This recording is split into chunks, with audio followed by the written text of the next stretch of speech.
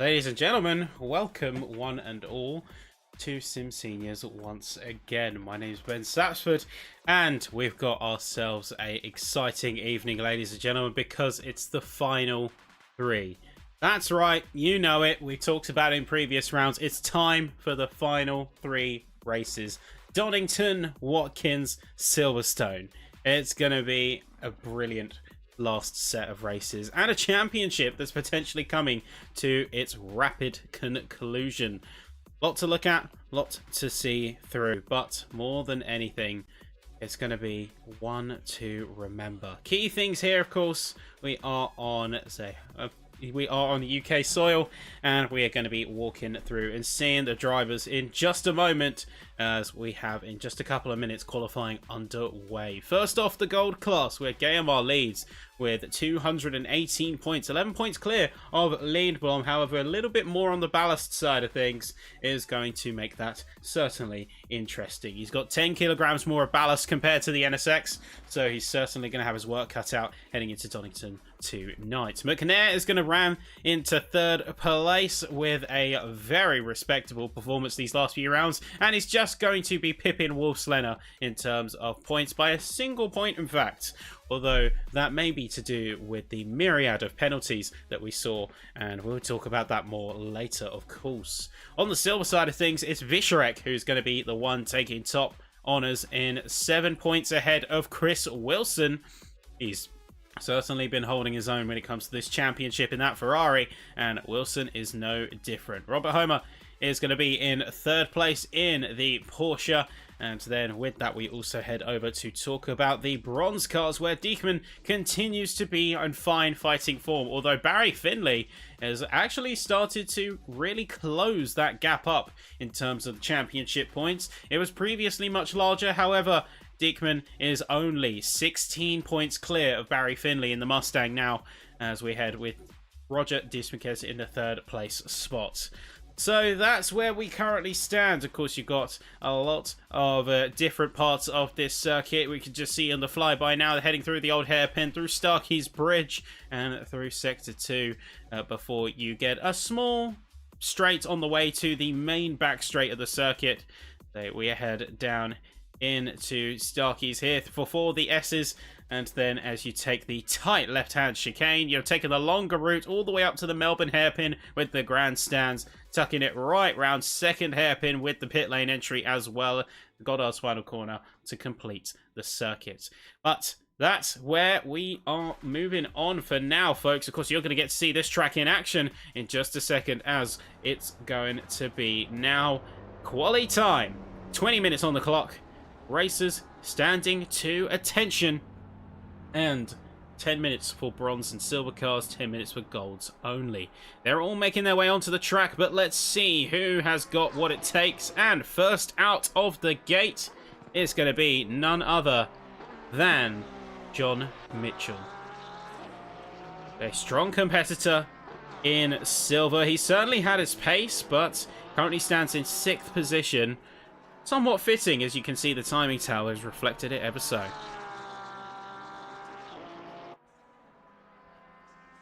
So we'll soon be seeing what he can do here, as the field is coming through and priming themselves for the session ahead. Not really sure what to expect, because in all honesty, folks, I rarely get to commentate Donington. One of those tracks that doesn't always get the exposure on the calendar. But one thing I do know for sure is when you come out of that start straight, and as soon as you hit into Redgate in the first corner, it's all about preserving your speed, carrying it through that entire second sector, and keeping a smooth run all the way up, I'd say even into the Melbourne hairpin. It's just a roller coaster ride. You've got to moderate your speed effectively, as Mitchell's already on the push starting his lap. And you can see heading down the hill now, sweeping quickly through the crane of curbs. You also got to contend with the changing camber and the changing angle of the road surface. Bit of a sweeper to have to contend with. But keeping it nice and clean out of McLean's now and into Coppice. Careful of those inside curbs. Like many race circuits, the insides of the curbs can be a deadly kicker and really unsettle your car's suspension. His way neatly down through Starkey Straight. Slowing right into second gear, just making sure he clears the chicane. Thankfully, Donnington doesn't have extremely aggressive curbs. You don't get the yellow sausage curbs like we've seen at other tracks such as Monza. But you do still have to keep your awareness on top condition, top form.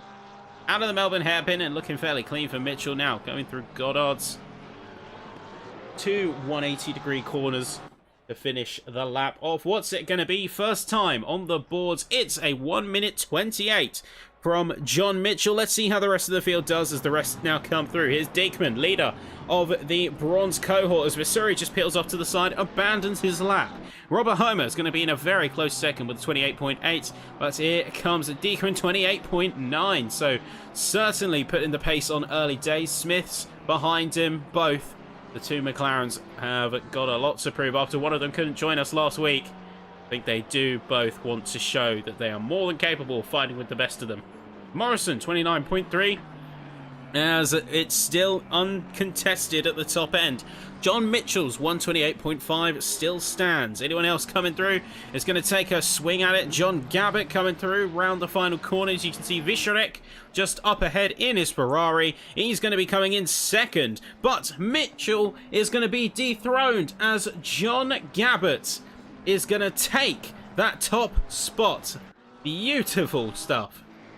Here's Olsen on the track as well. Don't always get to see Olsen give a shot on course, but is going to be giving it a go here today, which is always nice to see. Homer, not content with the 28.8, knowing they have more in the tank, is on currently a fastest lap push. They're about half a second up, but they lost a little bit of time out of the Melbourne hairpin. In fact, quite a good chunk of time. So let's see what the rest of these field racers do. Mitchell's going to take his throne back, and he's going to steal it away to a .397. How is Homer going to respond? Up to the line, it's a .470. It's just shy. He's going to pip Gabbett by 200ths, but it's not enough to get the new pole. Couple more cars now coming through. Bowden, closely followed by Craig Niesbet. Both of them wanting to push a little bit harder, up about half a second. Getting into the 29s is key here for the bronze cars if you want a good starting position. The Bowden pulls himself up into 130, but it's not quite in the position he wants it to be. Craig Niesbet is just behind him, absolutely storming through with a .370. No best sectors, and yet here he stands with even more speed. Visharek is going to be jumping upside with Gabbett. Both of them 3 milliseconds off each other. And new pole position. Could we even see a 127 before the Golds take to the track? That's the question here, folks, because John Mitchell is on yet another flyer. He's teetering on the edge of fastest lap potential. He's literally scraping the delta by hundredths of a second as he goes through that penultimate hairpin. Now into Goddard. Just needs to link it up on the exit. He's going to be going purple. Could this be it? 27.8 immediately is going to be pushing that envelope even farther in the Porsche. Beautiful driving. What qualifying runs this is. We're seeing a couple of cars running slow, as well as it looks like Craig Morrison just had a mistake on the exit of the lap, and he's trying to regain a bit of composure here. Meanwhile, who's that behind him? That is Teteru right there, the 747 Ferrari, struggling to keep things together. He's running actually quite slow. Meanwhile, Dismakes, 5th in class right now, 3rd in position on the championship. Let's see what he's got. Final couple of corners now. He's making a slight improvement. That might be able to get him just into 13th if he's lucky. All comes down to these final couple hairpins. You can make or break a lot of runs here. And he's going to get into the 28s. So, 11th position for Dismakes. Great driving. So we've got about 2 more laps left in the tank for our bronze and silver runners before the golds come out to play. Let's see if anyone else is going to be sneaking into the 127s. Only one car has been able to do it thus far. That name is John Mitchell. Is he going to be pushing even harder? No, to 28.1 this time. What about Homer? Was on the cusp of greatness previously. And meanwhile, it's Rich Arscombe as well.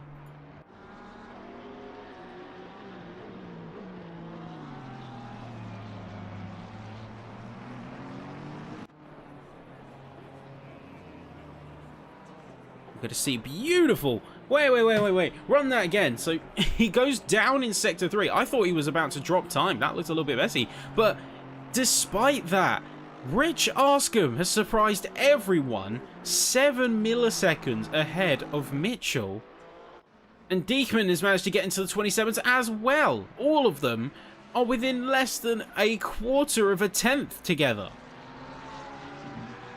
The consistency is just simply off the charts. The proximity with the times on these drivers. But that being said, it is coming up to that final minute. So we will soon be seeing the field start to push out with the golds. And you can see that they're already lining up here. Damien Reed leads that queue. See, jumping on board with the helicopter, you can see there is Lindblom, Reed, I believe that is McNair in fourth, and I want to say Wolfslenner. Just trying to get an exact ID on him now. We can see all of the gold drivers are now starting to emerge out of here as Mitchell's gone for a 27.3. Again, sneaking it all under our noses, but he continues to charge despite that. He's got more yet to give. Most silver and bronze cars have now gone into the pits. Final 30 seconds on the clock before the golds come out to play. As Guillermo, my mistake.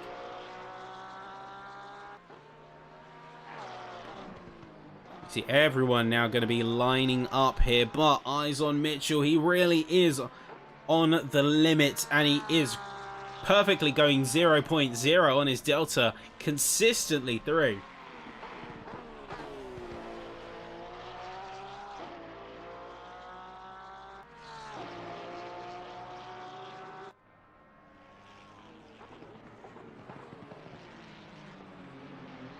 Now time to see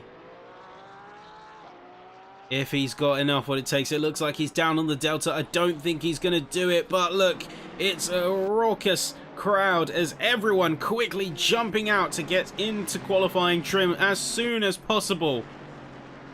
The golds are out. The golds are in force, and they are not playing around here. Alex North comes up to line, and will he get an improvement? He will. He goes 6th place, 28.1, and with that will be effectively the last time of the original set. Short of Aniel Thirdson, who is slightly up here, but is going to be, the last one to do it. Tetrou dipping off the side of the track and ultimately going into the pits as he concludes his run. Thirdson, crazily enough, he's going to be quite up on his deltas, but sweeping through at the last minute, he does manage to get himself a time. It's only enough for third from last in the bronze, but sometimes that's all you need. He's on the boards. That's the biggest thing here.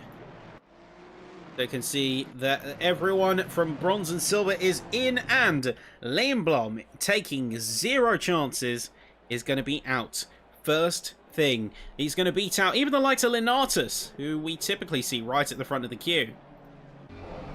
And he's going to be absolutely going for it here. Worth mentioning, a lot of drivers got slapped with some severe penalties out in the previous round. Wolfslenner being the worst hit, 24-point penalty. 16 points for Morrison, Serrano 16, Visharek 8, Cutler 8, just to name a few. A lot of points being rescinded from drivers out of last round, and even coming off of last round as well. Lindblom is on the back foot, finishing 15th. So he's effectively lost a safety net in the form of a drop. He has lost that all-important safety net. Now eyes are on his runs and eyes are everywhere when it comes to his latest performance. Let's see what he's got though. First of the gold cars to make it through. What kind of time will we see posted from the NSX? We could see 27s right out the gate, or might have to grow into it to 26! Lindblom has not come to play, ladies and gentlemen. Even Damien Reed just behind, 27.9. It's going to be in a different echelon altogether. Gayamar comes through 27 flat. Cutler 27.7. Björklund 27.1. Lindblom. This is the Lindblom that we saw just a season or a couple seasons ago. The driver who is not afraid to put his mark on the track and absolutely go for the full swing. Wow. 26.7 opening time. That is a statement to the field. Nothing short of a declaration that he wants this championship back. He's got 11 points to make up to Gayamar. And he's certainly showing his signs and intent of doing just that. Gayamar currently stands in second with a 27.0. But he doesn't show signs of making this time up just yet. Lindblom, in fact, is pushing even harder. He's 2/10 up. Could we see a 0.5 on the cards? Although he has dropped some time in the Melbourne hairpin. Could we even see him push that further?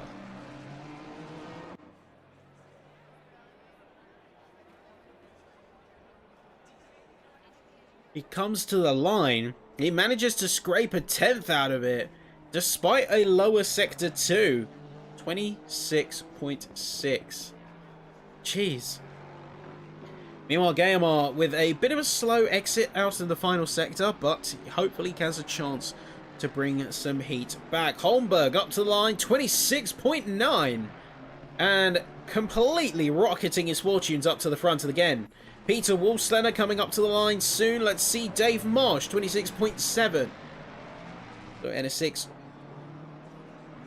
Let's see what Wolfslener goes to. Wolfslener, 26.4.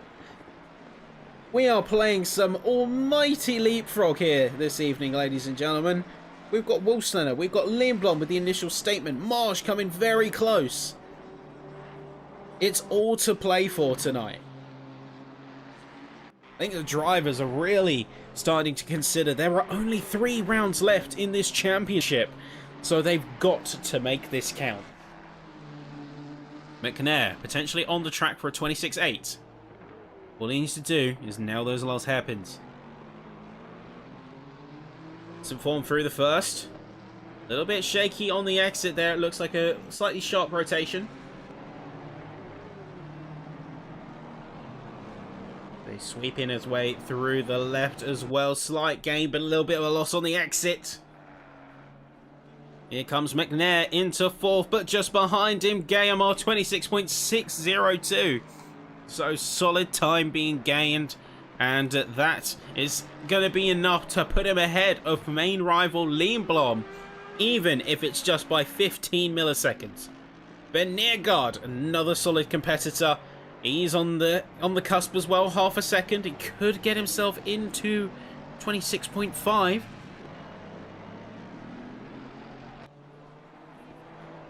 Will he be able to hook it up? He's going to hook it up by 3 milliseconds. What is this? What is this? 477, 480. Neergaard, another new pole position from the gold class. I don't really believe what I'm seeing here, folks, because it's just jumping up and down. Payton goes himself into 14th place here, 27.1.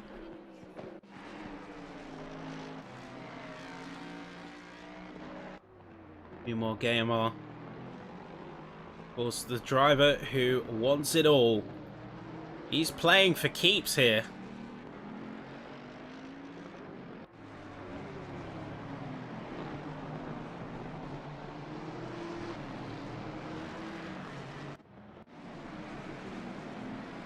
see a couple of other drivers go for just that muster. Oh my, Gayamar! 465, leapfrogging Nearguard as well. I turn away for a second and we have a new pole position. This is ridiculous. This is absolutely ridiculous here, folks. We'll see if Larson has anything to offer here as well. Lindblom might be feeling the pressure a little bit right now because he's coming up to the line and he needs to get this. See Nearguard coming up, and is he going to be able to jump? Yes, he's going to jump again into pole. Much better sector 3. He gets a 4.30. So we really are seeing just the battle at the front for pole position. This isn't even the race yet, folks. This isn't even the race. But we have 1 minute 40 left on the clock, so one more solid run start to finish and 2 potential runs on the track if you are there already. Here's Gayamar. Remember, 25 is some of the practice times that they've been reporting. However, these are still semi-race conditions. Gayamar needs to jump ahead, get a 26.3, and he does. 26.365. Even more push coming out from the Mustang driver. There's been so much back and forth, but the question is, how will the NSX respond? I think he's really back against the wall right now, because considering he's invalidated this lap. He's only got one more chance. One more chance, that's it. And he has to make up a quarter of a second with that singular chance. 30 seconds left to go. If you're not making it across by this point, this is your final lap. I do believe for the case of Damien Reed and everyone behind him, this will be the last lap. They will not make it to the start-finish line in time. Reed, I think, is acutely aware of this. He's taking it very aggressively over the Fogarty S's in that left-hander chicane. He's really going over and through. McNair peels off to the side. He calls it time. Checker flag falls on qualifying. Ben Nearguard invalidates on his last run, so he's not going to be getting a new time anytime soon. Gayamar, despite best efforts, looks to be about half a second down, so I think a 26.3 is the best that's going to stand from the Mustang. And in fact, peels off just in display of such. Damien Reed up to 27.3, so solid improvement here. Here's Björklund up to the line, 26.8, makes a 26.5, so it's 4th position. He's on the 2nd row.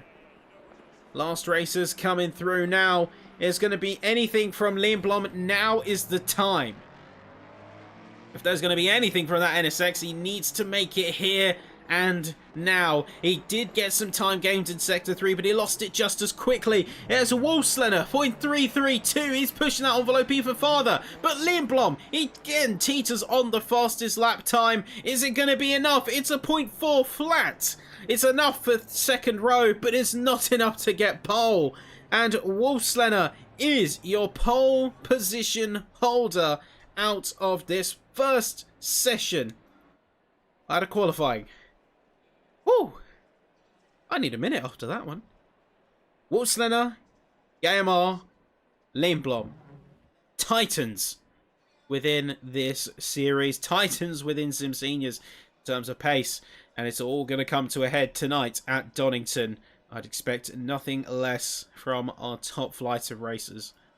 Meanwhile, on the silver, moving down a tad, it's John Mitchell who takes a strong stance. 27.3, dominated his side of qualifying, with Rich Arscombe a 10th.5 away. Really, again, putting on a spectacular show. Surprised a lot of us back here at home.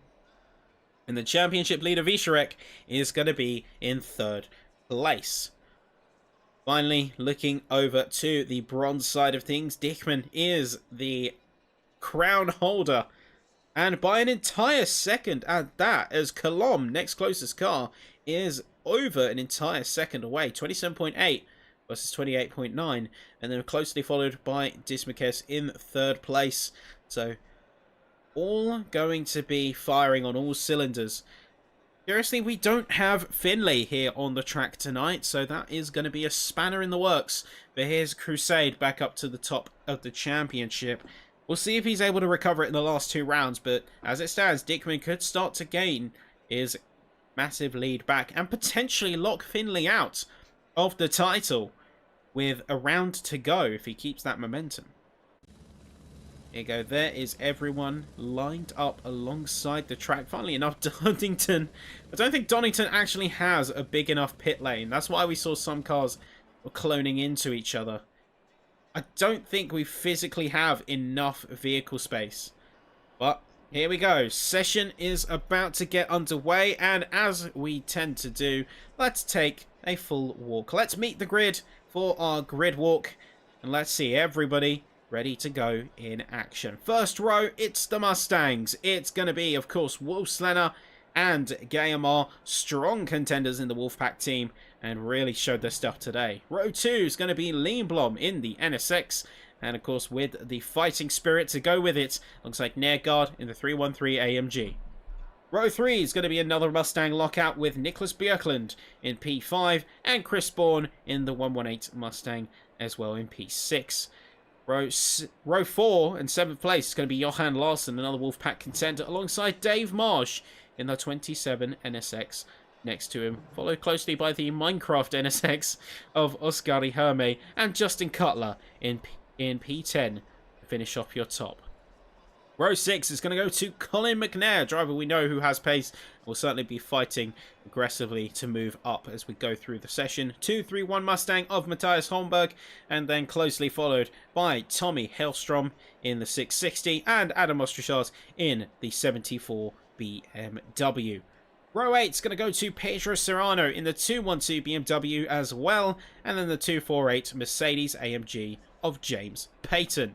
9 is going to be for John Mitchell, of course our leader coming out of silver for qualifying, alongside Damien Reed, driver who started first in the qualifying session but didn't end up that way, unfortunately. And finally, row 10 is going to go to Rich Arscombe in the 76 and Thomas Leonatus in the number 12 Audi. Bit low compared to what we've seen him in the past. Maybe Donington's not his home. Diekman, leader of bronze, is going to be lining up against P3 of silver in Radislav Visharek, and then John Gabbert with a strong initial time kept some good momentum at P23. Alex North in P24 and then Robert Homer in P25. Both is running some different picks to the rest of the field. You have the Porsche and the Vantage, not always picked by most. You have the Ferrari of Randy Zimmer, Craig Niesbet in the 331 AMG, and then Colom alongside in the very white and bright number 773 McLaren. The 420 goes to Dies McKess in P29 with David Smith in the 199 McLaren. David and Peter reunited on the track once again with Craig Morrison in the 213 McLaren splitting the races. Although we can see Peter Smith running a little bit slow coming out of the gates there. Interesting. Here is the number 33 in the Porsche alongside Trickett, also in the Porsche in 34. Johnny Bowden in the 145 McLaren will be certainly one to watch and hard to look away from with those colours. Stuart Holmes in the number 2 BMW, was with that digital camo look on the M4. Finally, Frank Tennant, Anil Thedson, Helge Olsen and Johan Teteru complete your racing order here for today, making it 40 cars to adorn the racetrack, and a heavily congested racetrack that this will quickly become. This is of course where we also turn things over to you folks. This is where we want to know who you're keeping your eye on. So if you're rooting for a driver, if you're supporting anyone, let us know in that live chat. Of course, as we get into the race, it's worth mentioning that the standard rules for SimSeniors seasons do apply. 1 hour of racing, 1 mandatory pit stop for fuel, tyres being the optional linchpin in your strategy. Do you go long, save the pit time, or do you go for a fresh set and make up? The ball's in your court, the tyres are on your car, and the racers are here to give it their all. Let's see what they have. After a strong qualifying, good indications.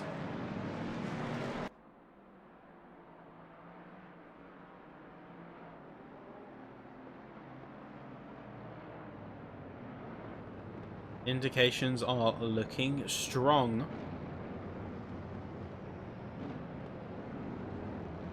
More than anything, the question is, in the side of the golds, can Lindblom reassert his championship stance? 11 points to make up. Can Vishrek hold on to the defense as well, being currently third place in qualifying? And similar story to, say, Diekman right now, who is trying to gain the lead back to Barry Finlay. Dismukes is going to be a bit further away, but still, it's all on the line here, and there's running out of rounds to do it in. They're coming up to the green flag. The track is hot, and away we go immediately. You're going to see some defensive runs coming in from the likes of, say, Wolfslenner, as Guillemot is going to go immediately alongside. Lindblom's going to slot in a little bit further back and into fourth as the helicopter comes out. That looks like Justin Cutler, who's been completely spun round, and he's going to be out of the commission entirely. Chaos has erupted at the bottom of the field. It's a complete stop and a complete traffic jam. There's at least 10 cars who got involved in the anarchy that was the start of this race, and we'll have to wind it back because it's just nothing short of pandemonium.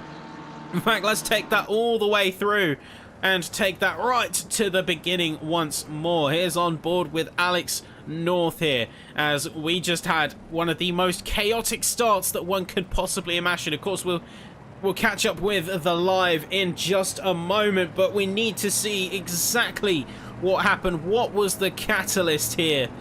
What went wrong? So we're going to see jumping onto Ostrachars here actually for a second. We'll see what happened with Cutler, of course, to get some perspective here. A little bit of bumping back and forth. Cutler gets completely spun. Ostrachars is going to duck around, but then as chaos erupts, it all went from there. That was the nexus point, and that's where things went wild.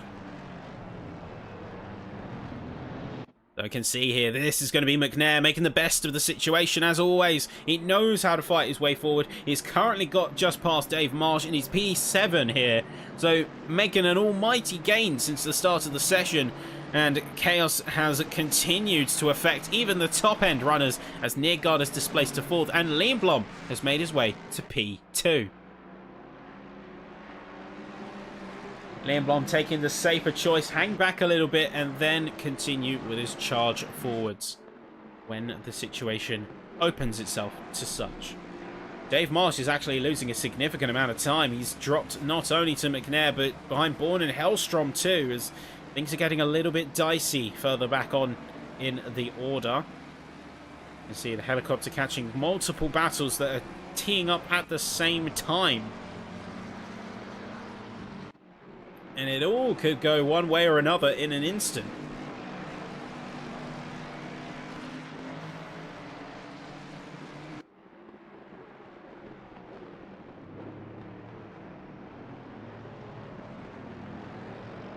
Big question mark resides over this race, of course. I think that if you have a poor result out of here, it's going to be very difficult to take the championship back. Or really be able to make any kind of movements upwards. Your back is going to be against the wall.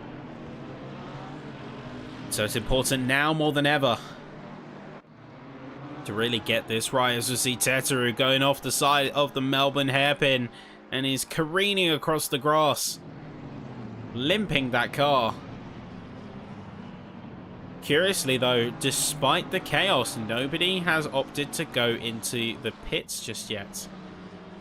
Everyone has stayed on the track.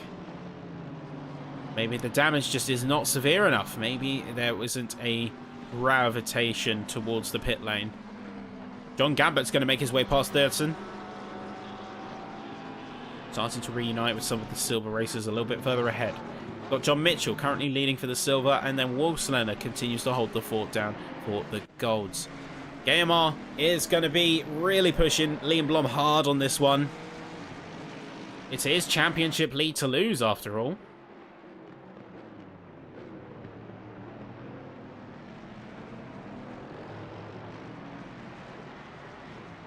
Yeah, it's going to be his championship to lose. So So running out of options, the aggression is going to raise. Game on half a second behind Lindblom as Lindblom is driving his heart out to try and catch up. See a little bit of squabbling as that's Damien Reed dropping out 1 but 2 positions on the inside. I think getting caught too much on the curb has left a lot to be desired for his race session today. Going to be trying to sweep out to the left side a little bit, just gauge. But Diekman is having none of it.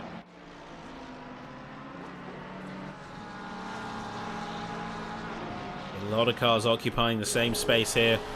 We're going to see Damien is certainly pushing his Lexus right to the limit. He knows that he can get by, but he just hasn't got enough of a difference there. Although saying that, there's going to be Diekman taking a bit of a dip and opting not to fight. The smarter move here, making sure that there isn't any fighting, as that is going to be Alex North off the side of the track, completely so. Let's see exactly what happened here. So, taking an instant replay. Jumping into the helicopter. He's on the back of Colomb. You can see there's just going to be a big old situation there. Say Colomb is rotated round. And Alex is taking the inside line. He almost took the penalty himself. Certainly a sporting move.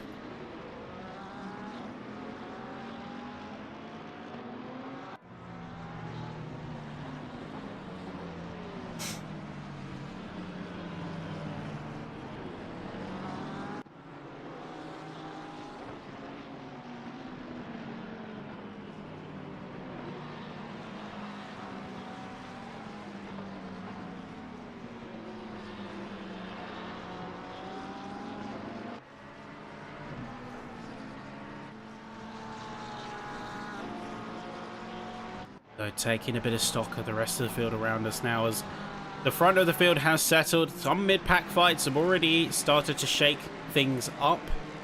Born on the back of Larson currently and looking for an opportunity into the chicane.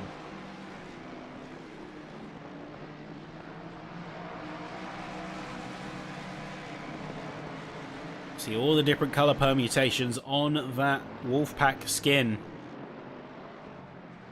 Quite a versatile design, I've got to say. Whoever's been running the livery designs for that team, I tip my cap. Not just on the space of it's a good design, but also just how versatile it is. How many different variants you've been able to squeeze out of what is effectively a template. You've got your core design down, but then you've been able to do so many different ways of it. So, tip of the cap to the livery designer with that Wolfpack team. See Dismaquez dropping spot to Damien Reed as he's fighting his way back up now. He's had his day dropping, but now he wants to show what kind of power that Lexus holds. What the power he has as a driver. So Damien Reed awaits in the distance, about a second up the road. So we'll see if he's got what it takes to close that gap. You can see Herme and Mitchell going for a bit of a squabble. Ultimately, Herme is going to have more speed around the outside, and I think Mitchell is going to be now on the defensive as Arscombe is in his rear view. Hellstrom continuing to pressure onto Chris Bourne, as well as three-way fight between those Wolfpack cars has started to swing the other way. Yeah, Holmberg, masterclass. Livery masterclass, let me tell you.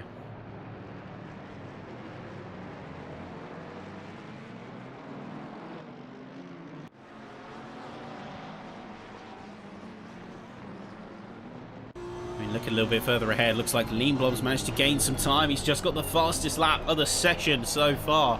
26.5 in race trim is nothing to scoff at. Gamer's dropped down a second since we last checked in on him, so it makes me wonder if he's not gravitating to Donnington as much as he'd hope.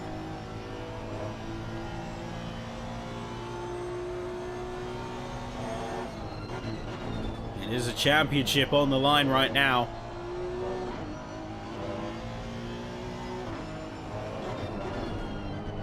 One false move could be the demise of an entire campaign. You see Craig Morrison actually cutting across the grass there. I think had an issue, or otherwise just veered off to the side.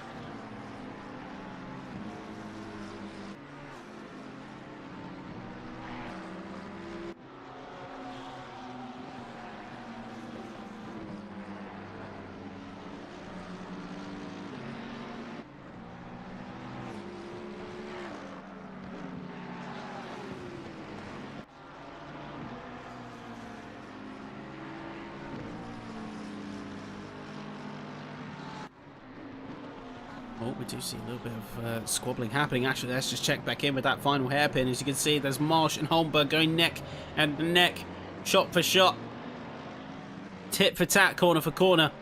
They're both really pushing each other to the limit right now. You can see Marsh holding the inside, keeping the nose in significantly along. NSX just trying to power out a bit more, but Holmberg, I think, just has the edge in that acceleration department. And he's managing to sweep his way into the top 10. As they rough and tumble their way through that second sector, through Starkey's Bridge and into McLean's now.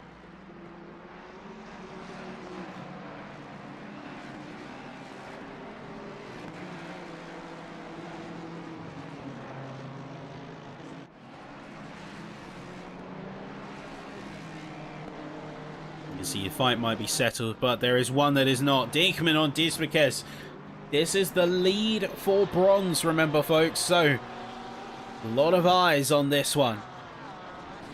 Dismukes actually holding the fort and keeping Diekman at bay, despite what has previously been a show of dominance in the season.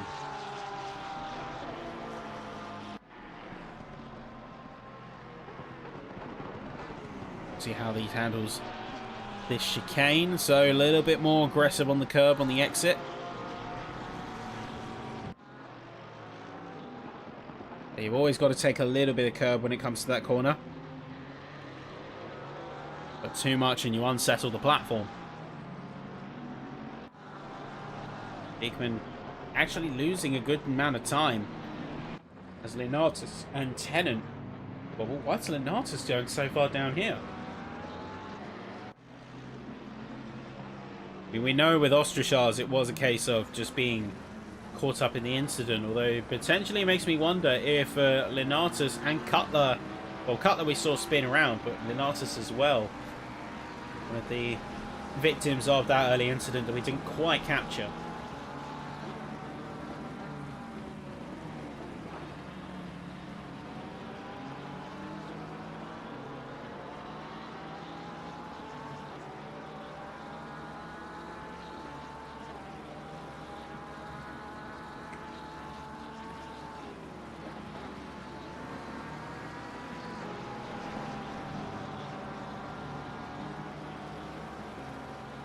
As well, looking around a bit further, like take for example Johan Larsson,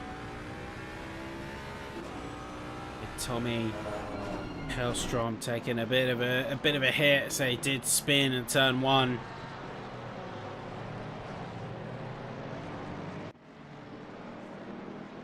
Hopefully he's able to bounce back on his feet.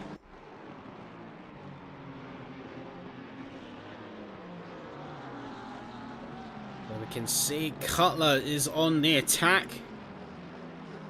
He's trying his best to absolutely just make up for lost time. No more to be said than that. It's just making up for lost time. Needs to show what he can do here.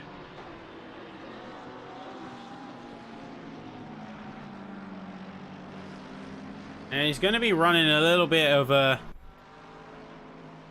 He's going to be running the whole gamut.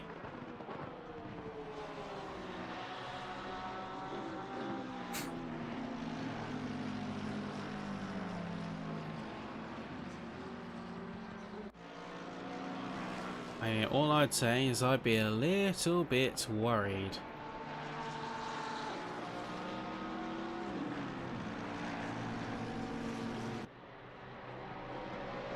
Time will tell, of course. As you can see, many drivers are just looking to slowly climb their way up. Diekman is finally going to get the move done on Disbekes into the chicane. It's a little bit of curbing there, but nothing to unsettle the car too much. And he's going to get a very nice sweep around out the exit too.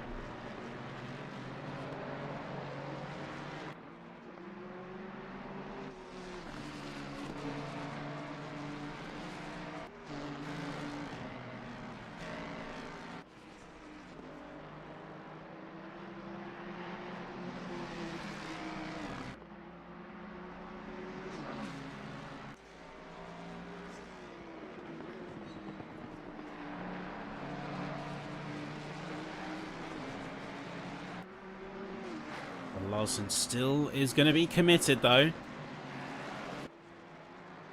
Very impressed with how he's doing at this point in time. He's just holding the line, holding firm. Larson will be just another Wolfpack entrant in the season, but also a driver that we've seen switch from a couple of cars.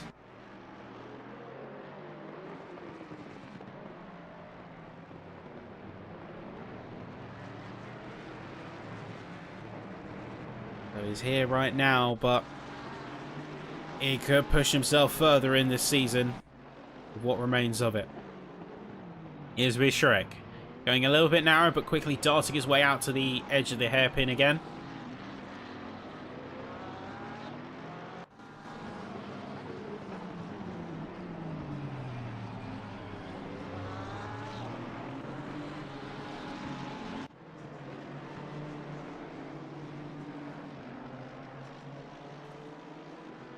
Shrek is going to be close to say Disbekes and John Gabbert this time now. Diekman's managing to really jump ahead. Remember, at one point, Diekman and Disbekes were alongside each other, but now it's going to be looking like a whole 2 to 3 seconds displace the two cars. And in fact, you can just see him going down the hill as these drivers crest it.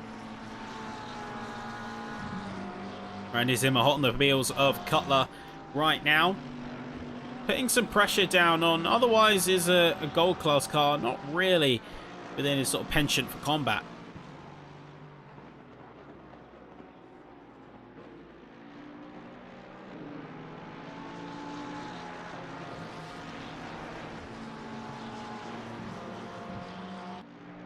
So one thing we're noticing right away is, as we are almost coming up to 20 minutes within this race, we're seeing distinct packs of drivers forming.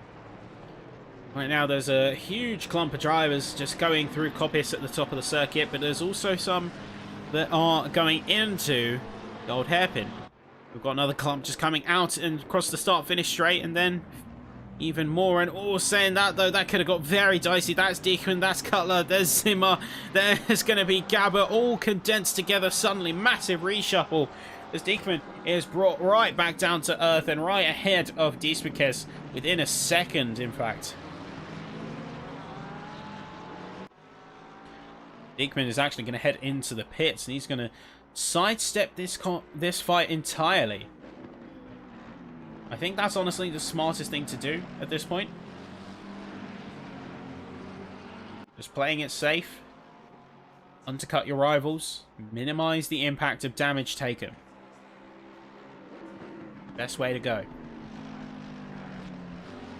Could save a little bit on the pit stop too.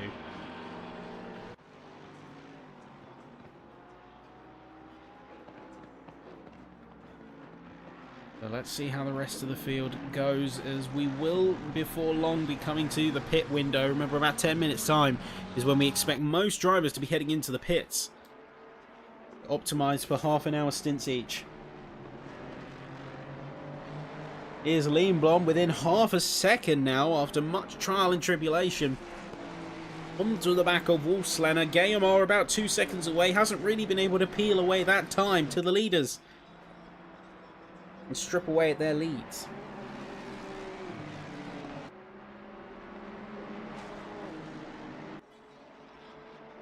Liam Blom is coming in hot.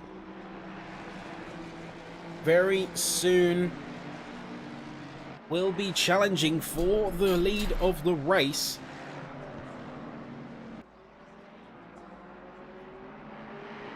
And we will be soon seeing how these racers respond to Donnington Park.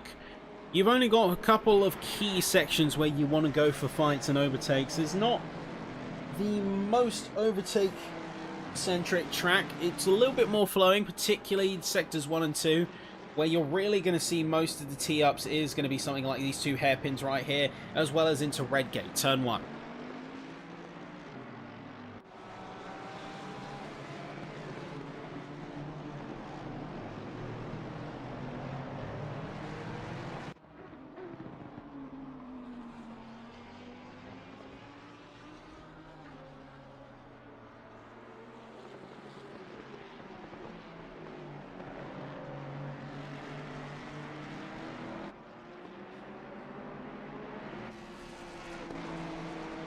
So let's have it then. Going down the hill and into the valley that is Donnington. Liam Blom is going to try and close in, try as he might. There's going to be a solid defense coming in from Wolfsleather, as he is just keeping his eyes peeled, firmly peeled. Anywhere that NSX is going to be, he's got to be aware of it at all times. Reading his movements, looking left, right, up, down. Whether he's dipping back or going on the attack, trying to go for an undercut or go for a switchback. Be carefully monitored. One false move, one wrong placement of car, one defense when you should attack. Game over. And we will even see Gayamar actually get involved in this fight himself, although overshooting that first hairpin quite substantially. Liam Blom being unable to now make time is serving the Gayamar's benefit. A little bit more of this and we will see this two-way fight become a triple. So Liam Blom firmly on the chase.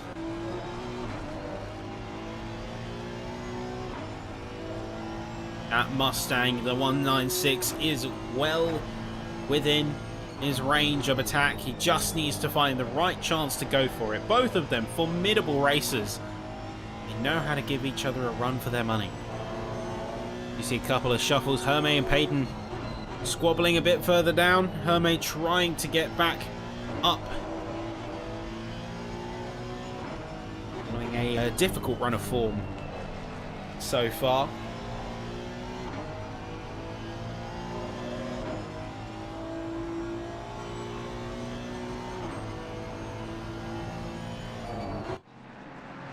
Sector 1 and 2 proving to be a bit more flowy. Not really the place for overtakes so much as the next hairpins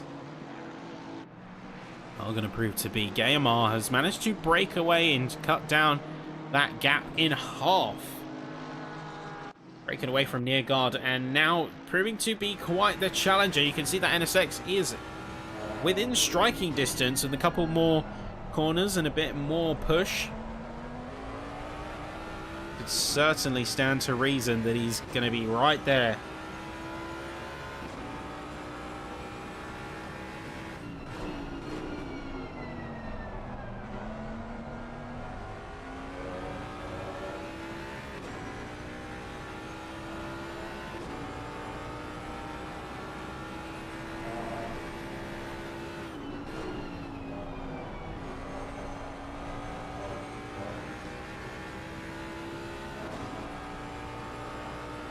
All of them within equal distance to each other now. You can see 8 tenths either way. It could go either way.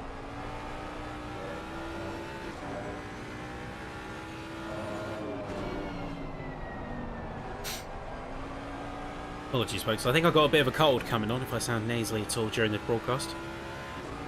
So we have Hellstrom and Larson both heading into the pits. We're going to name a couple more drivers as we go.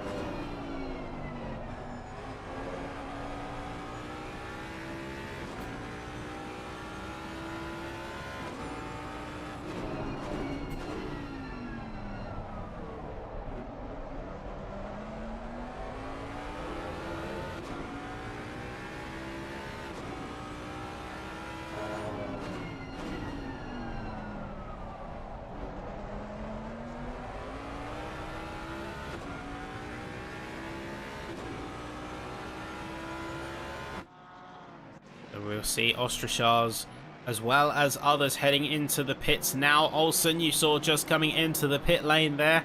And this is the start of that pit window.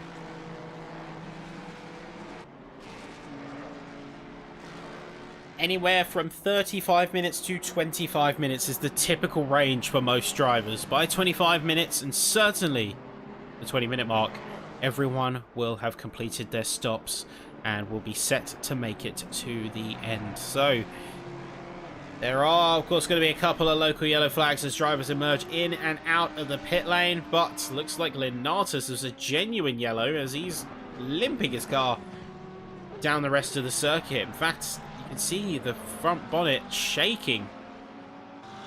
It's all kind of barely holding on. Zimmer's in the pit lane now. Herme going for an attack on Pietro Serrano. Bishrek on the back of Arscombe.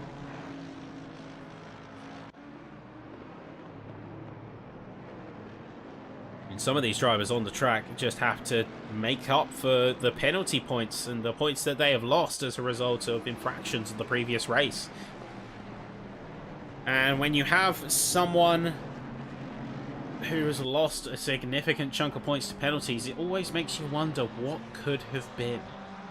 What could have been of that racer if they had just been able to keep things clean? Like, take, for example, Wolfslener. He's currently in first place and defending off the back of Lindblom. So it makes you think, if he hadn't got those 24 points, he'd stand... In fact, he could potentially stand closer to the top 3, if not in the top 3. Perspective is key.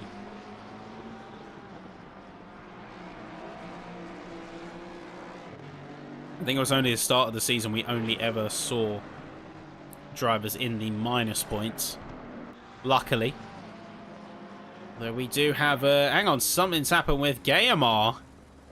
Gayamar is not looking healthy. What just went down with the Mustang? So let's see here exactly what happened. Was on the chase. P3. And then just, oh no! Into the wall, slamming into the tyre wall. Just a bit too much on the exit there, and that's all she wrote. He's currently seen much better days, and I'm pretty sure that that's going to be as good a sign as any. He wants to come in.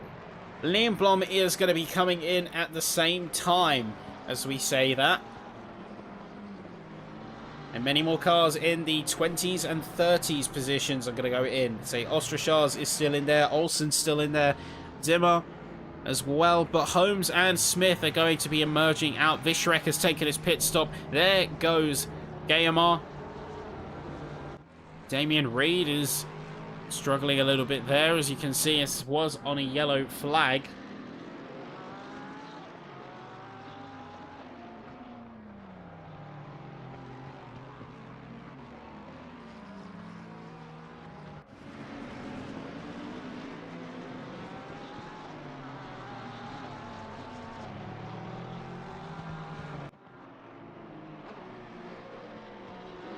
So we are 30 minutes in.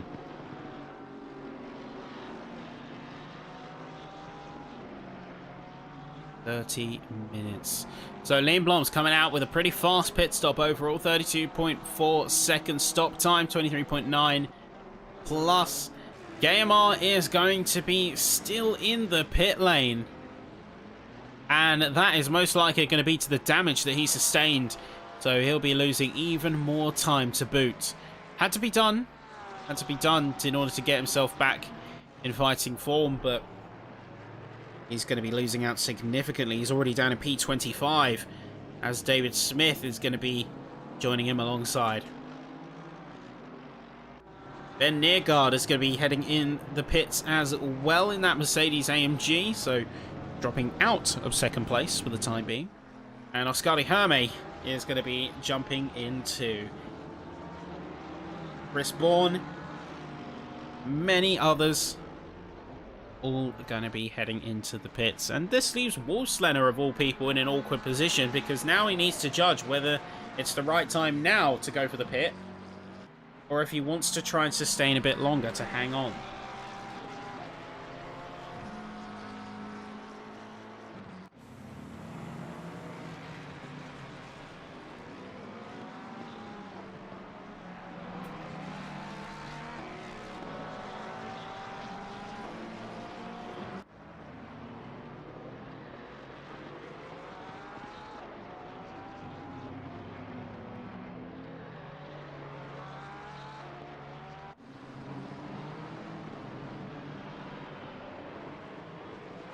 So Bourne out of the pits, Hermé in, Robert Homer, Justin Cutler all in now. Here's going to be another one. Here is race leader Wolfslener in the pits. So that creates a new dynamic entirely, as Björklund is going to be staying out. And Colin McNair is going to be heading in third place. Question then becomes, where will Lindblom come out relative to the other racers? Remember, he was chasing for second place and undercut the position by about a lap.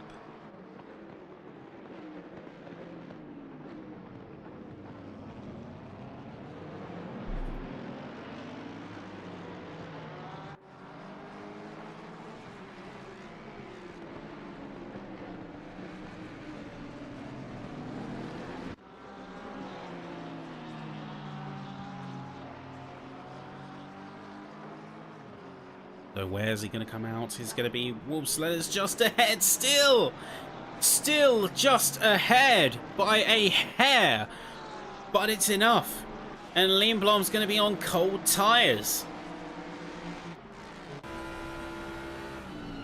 So this is where it... Oh, wait, no. So Lindblom isn't on the one on the cold tyres. Sorry, I got that completely wrong. Wolfslener's the one on the cold tyres. Completely missed me yapping there.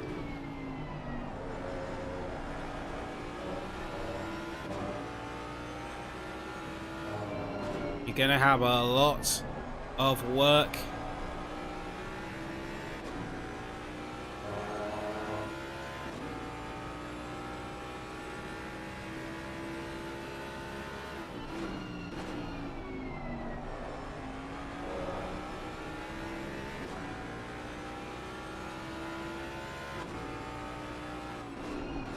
I think that this is going to be quite the matchup between the two, as this session is now going to head into its crucial second half. Serrano up to the pits, Björklund, Marsh, Payton is going to be in too. Most of the field has now taken their pit stops. It's official. Ostrachaz has been in the pits for an extended period of time, so it is most likely that he will be yielding out. There's going to be Nisbet in the pits just in the background. There's Lindblom near guard as well, closely following behind. Just eagerly lying in wait, watching for what could happen next. And I'm not sure exactly who that is in front of them. That's Gayamar, but Gayamar is an entire lap down. Thanks to that pit stop, 100 seconds. So he's effectively taken triple the time in the pit lane, to the point where the other racers got a free stop on him and a free lap.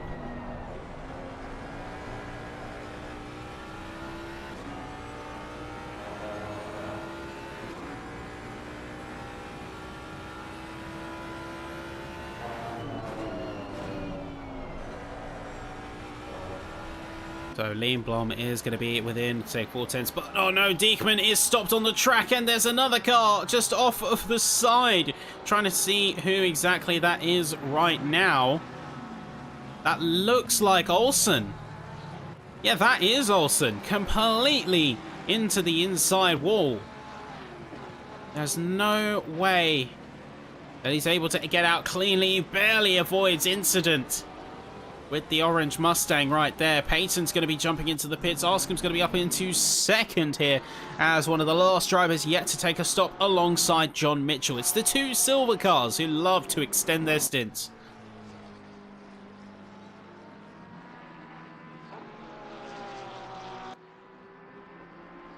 It's going to be a tough one here. but I am certainly impressed.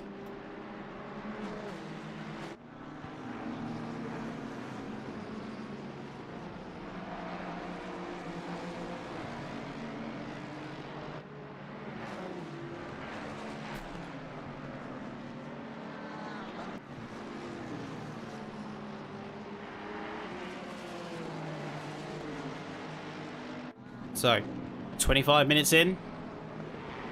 Big time is ahead. As now everyone bar 2 cars have taken their pit stops. Now, crucially, when we have got the situation like this, where we've got it down to our last stint, where everyone is now going to be there and giving it their all, things can become quite perilous on the track.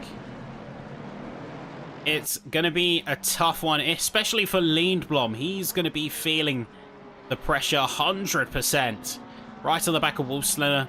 Really quite the opponent. And he's going to be really giving it his all here. So, making his way down through Hollywood, now into the crane of curbs.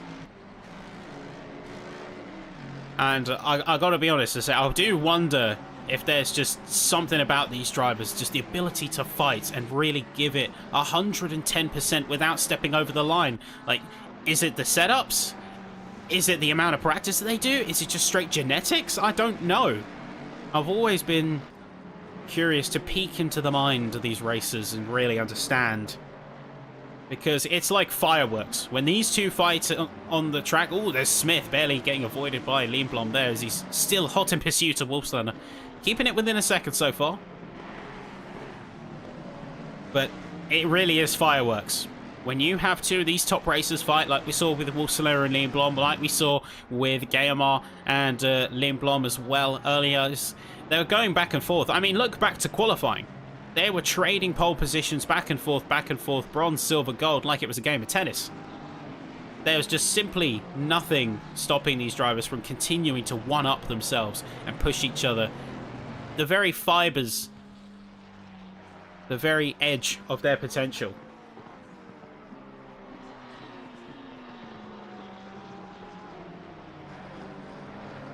I mean, I also look around and I see some of the cars when they come out of these collisions. We saw if we head to that replay once again, just to wind back a bit. We look at something like the incident that we had with Gayamar. Again, just to go back a bit. I wonder, sometimes we're talking about, say, the cars and how they feel as platforms, but sometimes I wonder if they're not necessarily made of aluminium or carbon fiber or anything like that. Sometimes it feels like they're made of sponge. I mean, watch this, like they're made of pewter or something. Next season we're having Swedish class. Can't wait. Absolutely can't wait. But luckily, if it's that soft and malleable as a car to get into that state, he was able to quickly get it resolved. Although a lap down, he's still got ways to go. Lindblom still hot on the heels of Wolfslander right now, really going for the challenge. Potentially next lap as he's teetering on the edge of half a second.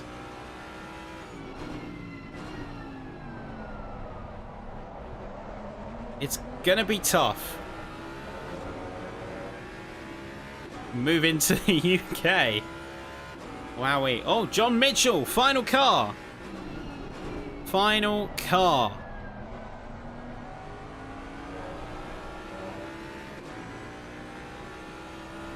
So now everyone has taken their pit stops and the real fight can begin. I mean, you look at the wider season and the wider journeys. You look at the perilous journey that these drivers have taken to the season title fights that they have now.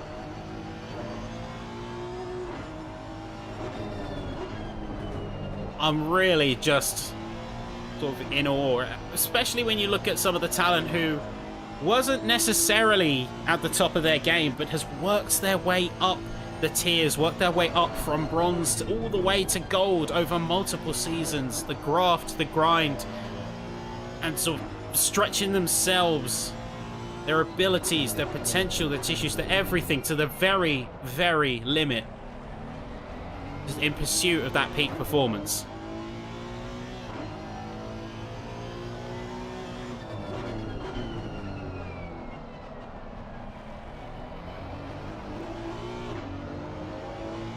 You can see he's still just biding his time. Either that or Wolfslenner has just got the speed in the tank. He's just found that second wind in order to get Liam Blom off his back. We're seeing a couple of squabbles further down. We've got Hermé and Hellstrom currently making their way through to the final hairpin. Hermé has the inside. He's got it locked down. The Minecraft NSX has got the power here. Hellstrom is going to be hot on the heels in that green and yellow outfit, but Hermé, we know, is a solid competitor. On his day, he can run it toe-to-toe with the best of them. Simple as that. Although, we did just see a car go right off the side of the track. That was a knees bet. Not sure what his Mercedes is doing there.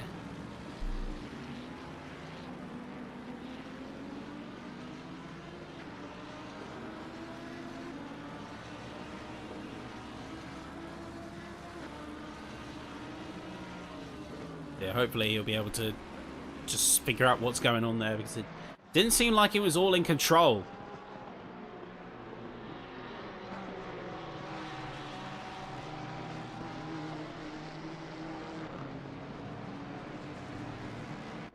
So back up to the top, back up to the sharp end as they join and complete lap 28. Liam Blom is still hunting for that lead position. Mitchell's managed to really surprise the whole field with such a short pit stop. He's kept it ahead of Arscombe and put Cutler between the two. Gotta say, seriously impressive that he's been able to do that. And Mitchell hasn't always been able to translate his results. So you've been watching these drivers, to say, for multiple races, show their strengths, show their weaknesses, and stretch themselves. And when you strip down this championship to its fundamentals, when you stretch it down to, say, beyond the racing, the cars, the setups, and when you get to the essence, the fibers, the tissues, the what makes this championship as good as it is, what it's really all about is like-minded racers just enjoying it and just having love for the sport, that is sim racing, and coming in every Tuesday and knowing that you're going to have a good time racing against some like-minded drivers. And really, it's that sort of love of racing as well. That love of, well, just the thrill. It's the chasing of the highs, the always hunting for that perfect race, that flow state to kick in, and when the whole car just melts away. When you're just honed in, focused in on the race that's right in front of you, it feels like nothing can hold you back. But then you've got such a great community here at SIMseniors. Everyone's got each other's back. That's the real connective tissue of the community. It's the people.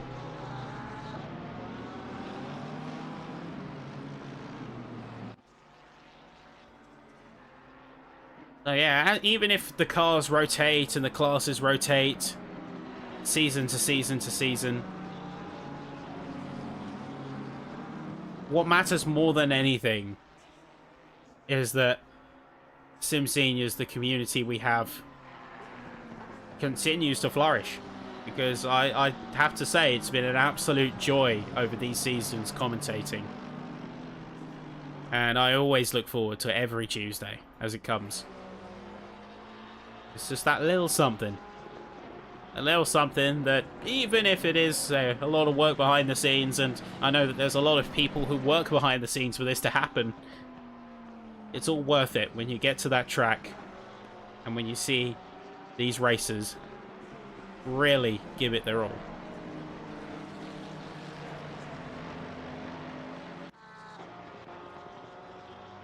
So now, 15 minutes stand between the checkered flag and Peter Wolfslener.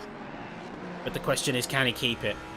Can he hold on? Can he keep this race intact and under his thumb?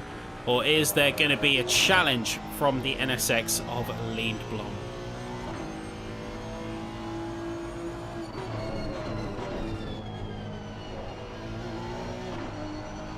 Gaimar and Morrison having a bit of a squabble as they both go into the chicane. Gaimar's going to come out on top, but it looks like the two of them had an altercation just ahead of the chicane there. So Morrison is going to drop it behind a bit as Gaimar's immediately going to try and push as hard as he physically can. While he's not got any real chance of being able to catch up to the leaders at this point in time, he's still going to give as much as he can to recover what positions are available.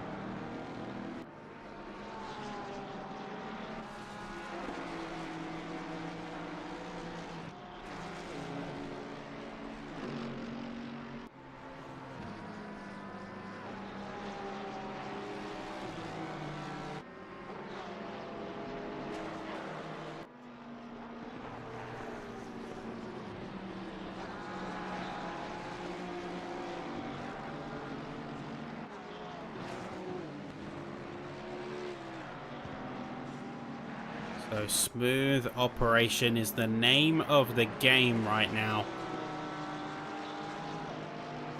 Lindblom is, I think, starting to get a little bit impatient.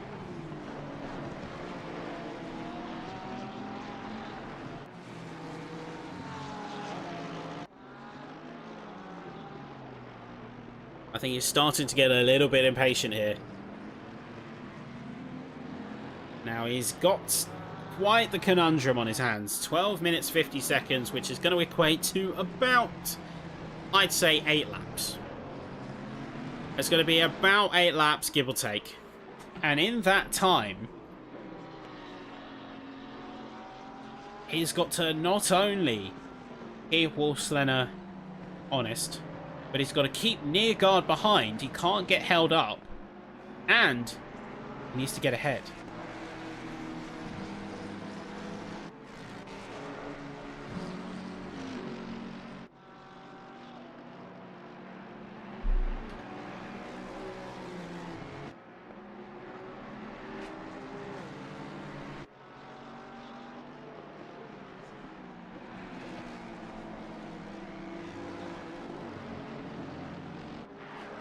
And I'm curious, I'm just looking at the, I'm looking at all the discussion in the live chat right now in regards to the car choices.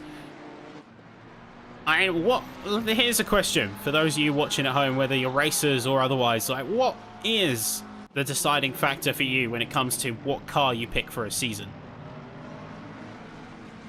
Because for me, it's always been a mix of driving style. It's always been a mix of what's comfortable to race in, not necessarily peak pace. If I feel like I'm having to fight the car all the time, then I don't necessarily want to go for it.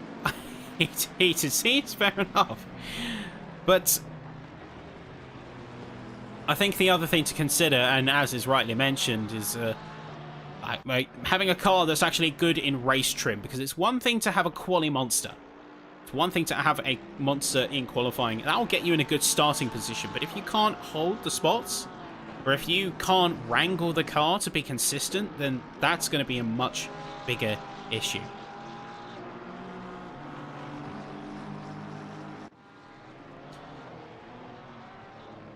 And I mean, say, you can think of all kinds of nicknames eventually. So when you gravitate to a car for long enough, or you have a certain style. I mean, we call McNair Iron Brew just because his car is synonymous It is all but synonymous with the beverage in question, although I don't see McNair on the track. I'm trying to find exactly where he is right now, if anywhere. Did we lose McNair? Oh no, McNair's in P5. There we go, we found the man. And you can see he's even flashing his lights a little bit for the local traffic, for the local populace. Oakland is going to be up ahead of him. But yeah, I internally refer to him in my head as Iron Brew. I'm going to be honest, just because he is synonymous with that visual style, with that car. And everyone just has their nickname. I mean, I have a younger brother. We're called Monkey 1 and Monkey 2. Because I'm naturally the better one. I know he doesn't watch these broadcasts. But everyone has the sort of nicknames they fall into. I mean, what really fascinates me is the level of technical detail this game captures. And it feels like when you... Oh no, hang on. Stop the press. Stop the press. We're going to interrupt this little yapping segment to bring you Vischerek and Morrison. They challenge each other into Redgate. They come together ever so slightly. So there's already squeezing coming out of turn 1 into turn 2. Looks like there's just a complete full-on spin. Morrison and Vischerek both going into the outer of the circuit. And it's going to be a tough run-in for Vischerek to bring this one home. He's been demoted all the way down into P5. As there is more chaos further down, Morrison is going to be limping his car across the grass. Trickett is going to suffer a bit of a yellow flag as well. But now, say, looking at the races and like the different cars, I've always loved, one thing I've loved about these sims is just how visceral it all feels. You can feel, for example, a gear change. Those straight cut gears, you can hear every frequency. You can feel every sprocket turning. It's a very tactile thing, and it's tough to really put into words. But it's very much a case of just, you feel connected to the car. In the same way like a designer, when they're creating the sketches for these cars, when they first put that pencil to the paper, you want to feel something. You really just...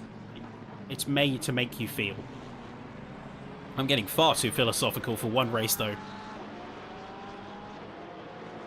So, I don't know about you, but so going to be sitting here with my bag of malted milk biscuits at the end of all of this, and just enjoying the ride that the season's taken us on. Don't worry, we're not going to be opening biscuits on stream right now, but they are waiting, and I am very much looking forward to opening them.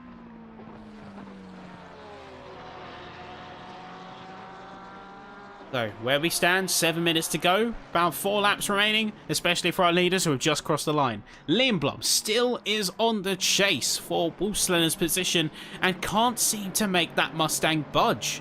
I think he really is struggling here to make the kind of difference and make that kind of time up that he wants to. Just simply off the fact that he's got a really good opponent in the form of Wolfslener. He's made up some time. Yes, this last lap was about 0.4 of a second faster, but Wolfslener is just really doing a great job of defense. He's doing an absolutely brilliant job of holding that NSX at bay and just keeping him sharp.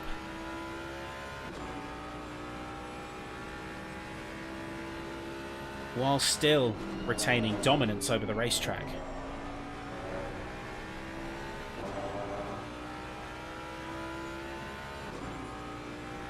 And short of any major incidents, I don't know if he's going to necessarily have any kind of threat. I'm looking more to the likes of Holmberg, Larson, McNair. They're all going to be in their own fights.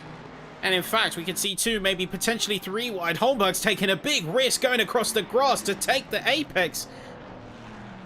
Larson is going to just beat him to the chicane, but he's certainly showing the lengths that he's willing to go to fight for that P6. Meanwhile, starting off lap 37 now, Lindblom once again mighty close. Mighty close to the back of the Mustang.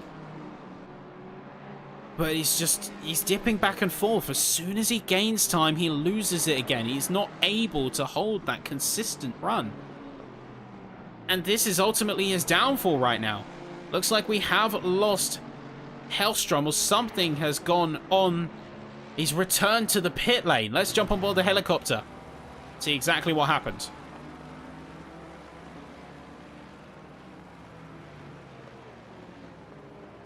You see heading off, and oh, okay, so just completely off the track. No restraints there. Just completely off the side of the track. That tends to indicate some kind of technical issue, by the way. If you see that, then that is often a problem that has been made apparent. But now, last couple of laps. 3 laps to go. And then the leaders will be bringing it home free.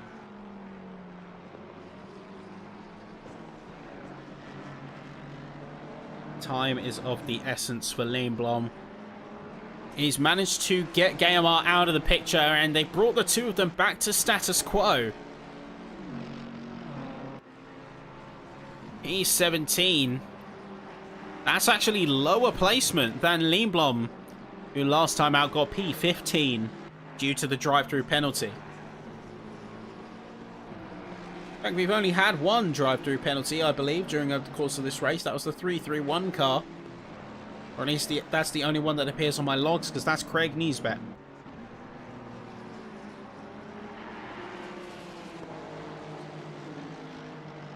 I think we also had one for Vishrek, but that must have been much earlier in the race.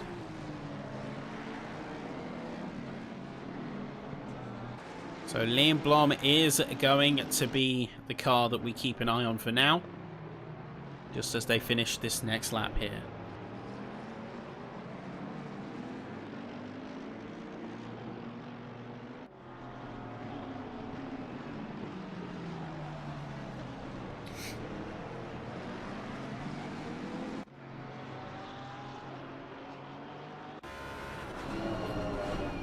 Holmberg still on the back of Larson as well.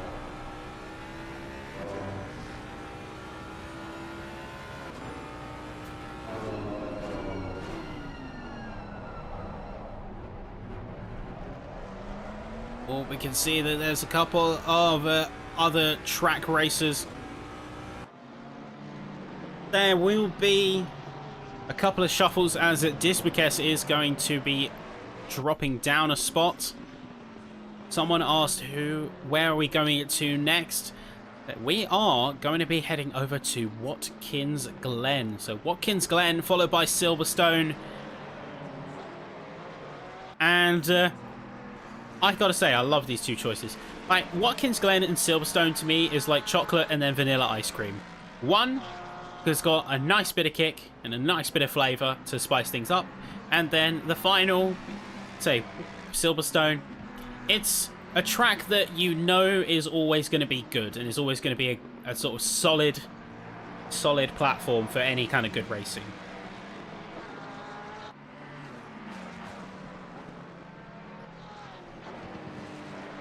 So yes, we have chocolate ice cream for round 9 and then vanilla ice cream for round 10.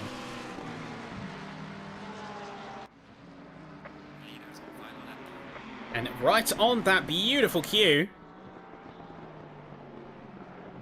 we have our leaders going on to the final lap. So let's take it all on board from Wolfsland's perspective. He jumps onto the grass a little bit. He loses a tad speed. He knows that the pressure is high and he's starting to crumble a little bit, but it's now or never. Lindblom, likewise, he has to get this move done and he has to keep it if he wants to get that last minute win, take the victory from the clutches of second place. He has to go for it basically now. Tee yourself up into the chicane. He's going to get so close to the back of that Mustang. He's going to the right. He peeks the nose in through Copies. Tries to get the angle. Both of them giving it 110%.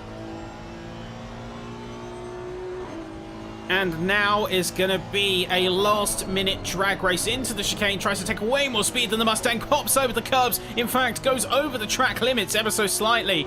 And that's going to draw the ire of the stewards if that ended up resulting in a move. But Liam Blom is going to try again and again. Get it as close as he can. Wilson a slight slide on the exit of the circuit. But it's time to see, is there going to be one last shot at glory? Liam Blom goes a little bit deep. He tries to get the switchback. He can't. Wolfslenner is going to take the checkered flag here at Donnington Park to take round 8 of the season. And what a showing it was, despite everything, despite the full amount of fight given. Liam Blom's going to settle for second, but a heroic and valiant effort nonetheless. That's P1, P2, and Nearguard close behind, 2 seconds away in P3. Amazing drive from everyone involved. Amazing drive. Nothing less there. We do have a couple of issues there, as it looks like Craig Morrison is off on the side of the track, just coming out of McLean's. But then looking at the rest of the field as they're making their way down to the track finish now. This is gonna be an interesting one, as we do have a surprise shake-up. David Smith has taken the win in the bronze class, almost under everyone's noses. Last minute fight though for Mitchell and Arscombe. It is going to be Arscombe going very deep onto the Melbourne hairpin, into Gollards now to try and finish. It's going to be slow but steady, and it's won him the race. Mitchell going long on this first stint and skipping the tyres on the second. That's going to be a beautiful strategic call that's come out for him on top today. First place with a close second in Rich Arscombe, and then Robert Homer back in the pit lane in third. Finally, it's David Smith really impressing here tonight with a win alongside Abraham Dickman and Andy Trickett just coming across the line in third. And that's where we're going to do it, folks. So that is where we conclude the night and conclude the session. Of course, though, don't be going anywhere, because just when you think it's over, we've got, of course, the next track to be looking forward to. It is none other than Watkins Glen. Watkins, of course, like we said, the chocolate ice cream, the one that has the kick, and the one that is going to produce some great moments. I have zero doubt in my mind. But thank you to everyone watching at home. And with that, that's where we're going to wrap up. Of course, join us this time next week as we head to the penultimate championship round. And then it will be the finale where championships are decided on all counts. So stay with us. Of course, like the stream if you enjoyed. And so consider subscribing if you want to catch the rest and the finale of the season.